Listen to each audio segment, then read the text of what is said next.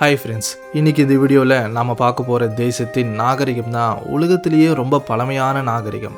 இந்த தேசத்தில் ஆண்கள் ஷார்ட்ஸ் போடவே கூடாது. அதே போல் இந்த நாட்டு கப்புள்ஸ்க்கு திருமணத்துக்கு முன்னாடி கண்டிப்பாக 1 மணி நேரம் கவுன்சிலிங் தருவாங்க.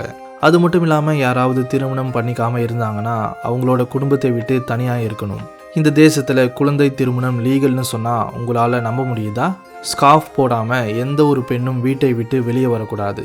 கிட்டத்தட்ட 10 லட்சத்துக்கும் அதிகமான அகதிகள் இந்த தேசத்தில் வாழ்ந்துட்டு இருக்காங்க. ஆசிய கண்டத்துக்கு சொந்தமான ஈரான் தேசத்தின் சில சுவாரஸ்யமான உண்மைகளை பற்றி இன்னைக்கு இந்த வீடியோவில் டீட்டெயில்டாக சொல்ல போகிறேன். வீடியோக்குள்ளே போகிறதுக்கு முன்னாடி ஜஸ்ட் ஒரு லைக் மட்டும் பண்ணிவிடுங்க. ஏன்னா நீங்கள் பண்ணுற ஒரு சின்ன லைக் எங்களோட வளர்ச்சிக்கு ரொம்ப ரொம்ப முக்கியம். இந்த மாதிரி இன்னும் நிறைய இன்ட்ரெஸ்டிங்கான வீடியோஸை பார்க்க நம்ம சேனலை சப்ஸ்கிரைப் பண்ணி அந்த நோட்டிஃபிகேஷன் பெல்லை ஆல்ல செட் பண்ணிக்கோங்க. சரி வாங்க, லேட் பண்ணாமல் லெட்ஸ் கெட் ஸ்டார்டட்.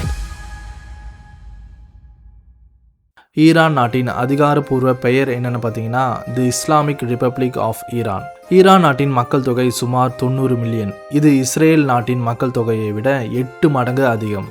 இங்கே வெறும் ஈரானி மொழி மட்டும் இல்லாமல் டர்கிஷ், குர்திஷ், கிலாக்கி, அரபிக் மாதிரியான மொழிகளும் பேசப்படும். இந்த நாட்டின் ஒவ்வொரு குடிமகனும் குறைந்தபட்சம் 2 மொழிகளை பேசுவாங்க. ஈரான் அப்படிங்கிற வார்த்தையின் அர்த்தம் என்னன்னா லேண்ட் ஆஃப் த ஆரியன்ஸ். பாரசீக குலத்தை சேர்ந்த ஈரானியர்கள் ஒரு காலத்தில் இந்த முழு உலகத்து மேலே அவங்களோட ஆதிக்கத்தை செலுத்தினாங்க. 1935க்கு முன்னாடி வர ஈரான் தேசம் பெர்ஷியான்னு சொல்லப்பட்டுச்சு. ஈரான் நாட்டோட எல்லைகள் 7 நாடுகளோடு இணைக்கப்பட்டிருக்கு. அதாவது Iraq, Turkey, Armenia, Azerbaijan, Turkmenistan, Afghanistan மற்றும் பாகிஸ்தான். ஈரானில் 99% மக்கள் இஸ்லாம் மதத்தை நம்புகிறாங்க. வெறும் 1% யூதர்கள் மற்றும் கிறிஸ்தவர்கள் மட்டும்தான் அங்கே வாழ்ந்துட்டு இருக்காங்க. ஈரானின் தலைநகரம் டெஹரான். இதுதான் ஈரானின் மிகப்பெரிய நகரம். ஈரானை கேபிட்டல் ஆஃப் பிஸ்தான்னு சொல்லுவாங்க. ஏன்னா உலக அளவில் கிட்டத்தட்ட 20% பிஸ்தா இந்த நாட்டில் இருந்து தான் ஏற்றுமதி செய்யப்படுது. அது மட்டும் இல்லாமல் ஈரான் சாஃப்ரான், அதாவது குங்குமப்பூக்கு ரொம்ப ஃபேமஸ். இந்த நாடு உலகத்துக்கு தேவைப்படுற சாஃப்ரானில் சுமார் 90% உற்பத்தி செய்யுது. இன்னொரு முக்கியமான விஷயம் என்னன்னா ஈரானில் கச்சா எண்ணெய்க்கு பஞ்சமே இல்லை. அதாவது இவங்க கிட்ட 200 பில்லியன்ஸுக்கும் அதிகமான கச்சா எண்ணெய் பேரல்ஸ் இருக்கு. இது உலக அளவில் இருக்கிற கச்சா எண்ணெய் இருப்புகளில் 10%. ஒரு நாளைக்கு ஈரான் சுமார் 3 மில்லியன் க்ரூட் ஆயில் பேரல்ஸை உற்பத்தி செய்கிறாங்க. இது கேட்கவே ரொம்ப ஆச்சரியமாக இருக்குல்ல. இந்த கச்சா எண்ணெய் வியாபாரம் மூலமாக தான் ஈரான் அதிக பணத்தை சம்பாதிக்குது. ஈரானில் எந்த அளவுக்கு கச்சா எண்ணெய் அதிகமாக இருக்கோ அங்கே அந்த அளவுக்கு போர் பிரச்சனைகளும் அதிகம். இங்கே மழைப்பொழிவு ரொம்ப குறைவாக இருக்கும். அதாவது ஈரானின் சராசரி ஆண்டு மழைப்பொழிவு வெறும் 210லிருந்து 250 mm. இது இந்தியாவின் சராசரி ஆண்டு மழைப்பொழிவை விட 10 மடங்கு குறைவு. உண்மையாக சொல்லப்போனால் ஈரானின் சில பிரதேசங்களில் 100 mmக்கும் குறைவான மழைப்பொழிவு இருக்கும். அதனால் இங்கே நீர் பற்றாக்குறை பிரச்சனை ரொம்ப ரொம்ப அதிகம். இந்த பிரச்சனையை சமாளிக்க ஈரான் அரசாங்கம் பல முயற்சிகளை எடுக்கிறாங்க. ஈரான் ரொம்ப விசித்திரமான நாடு. உதாரணமாக இங்கே குழந்தை திருமணம் அப்படிங்கிற விஷயம் இப்போ கூட நடைமுறையில் இருக்குது. பொண்ணுக்கு 11 வயசும் பையனுக்கு 15 வயசு இருந்தால் போதும், அவங்க 2 பேருக்கும் கல்யாணம் பண்ணிடுவாங்க.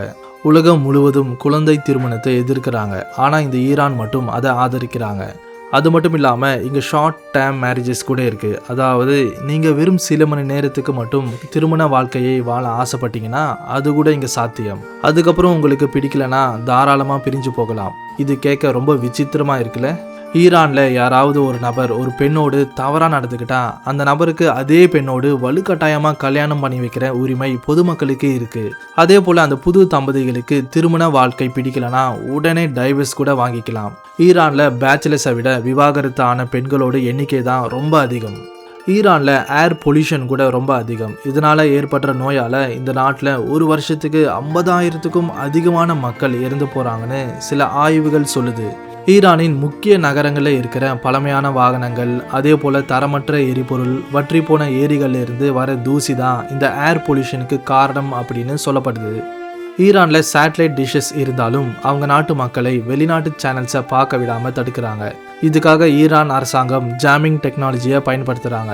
இதுக்கான முக்கிய காரணம் டிவியில் மேற்கத்திய கலாச்சாரத்தை பார்த்து அவங்க நாட்டு மக்கள் கெட்டு போகக்கூடாதுன்னு அந்த நாட்டு அரசாங்கம் இந்த மாதிரியான முன்னெச்சரிக்கை நடவடிக்கைகளை எடுக்கிறாங்க. இன்னும் சொல்லப்போனால் இன்டர்நெட் பயன்பாட்டில் கூட கட்டுப்பாடுகளை விதிச்சிருக்காங்க. அங்கே இன்டர்நெட் வசதி இருந்தாலும் எல்லா வெப்சைட்ஸையும் ஓப்பன் பண்ண முடியாது. உதாரணமாக கூகுள் சர்ச் ஈரானில் இருந்தாலும் அதுக்கு கட்டுப்பாடுகள் இருக்குது. நிறைய பேர் VPN சாஃப்ட்வேரை பயன்படுத்தி தான் அவங்களுக்கு தேவையான வெப்சைட்ஸ்குள்ளே நுழையிறாங்க. யூடியூப், இன்ஸ்டாகிராம், ட்விட்டர், ஃபேஸ்புக் மாதிரியான எல்லா சோஷியல் மீடியாஸும் ஈரானில் முழுமையாக பேன் செய்யப்பட்டிருக்கு. ஏன்னா சோஷியல் மீடியாஸை பயன்படுத்துறதால மக்கள் தேசத்துக்கும் அரசாங்கத்துக்கும் எதிராக திரும்புவாங்கன்னு ஈரான் இந்த மாதிரி தந்திரமாக செயல்படுது. ஈரானில் மதுபானம் முழுசாக பேன் செய்யப்பட்டிருக்கு. அப்படி இருந்தாலும் சில பேர் இல்லீகலாக மதுபானத்தை தயார் பண்ணி விற்பனை செய்கிறாங்க. ஈரானில் கார்பெட் வியாபாரம் ரொம்ப பிரபலமானது. உலகத்திலேயே பெஸ்ட் குவாலிட்டி கார்பெட்ஸ் ஈரானில் தான் கிடைக்கும். இந்த நாட்டில் மக்களோட இஷ்டத்துக்கு ஏற்ற மாதிரி ட்ரெஸ் கூட போடக்கூடாது. அதுக்குன்னு சில ரூல்ஸ் இருக்குது. உதாரணமாக ஆண்கள் குட்டி ஷார்ட்ஸ் போடவே கூடாது. ஒருவேளை அப்படி போட்டால் அவங்கள அரசாங்கம் தண்டிக்கும். 9 வயது நிரம்பிய ஒவ்வொரு பெண்ணும் கண்டிப்பாக ஸ்கார்ஃப் கட்ட வேண்டும். 1970 காலகட்டங்களில் ஈரானின் எழுத்தறிவு விகிதம் வெறும் 35%. ஆனால் அதுக்கப்புறம் கல்வித்துறையில் முதலீடு செய்கிறது ரொம்ப முக்கியம்னு தெரிஞ்சுக்கிட்ட ஈரான் படிப்படியாக டெவலப் பண்ணாங்க.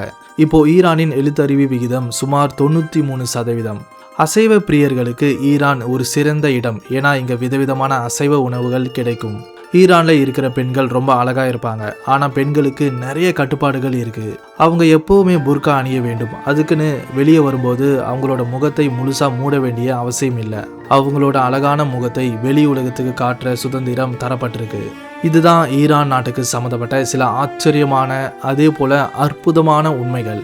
ஈரான் நாட்டை பற்றி நீங்கள் என்ன நினைக்கிறீங்க? அதை பற்றின உங்களோட கருத்துக்களை கமெண்ட்டில் சொல்லுங்கள்.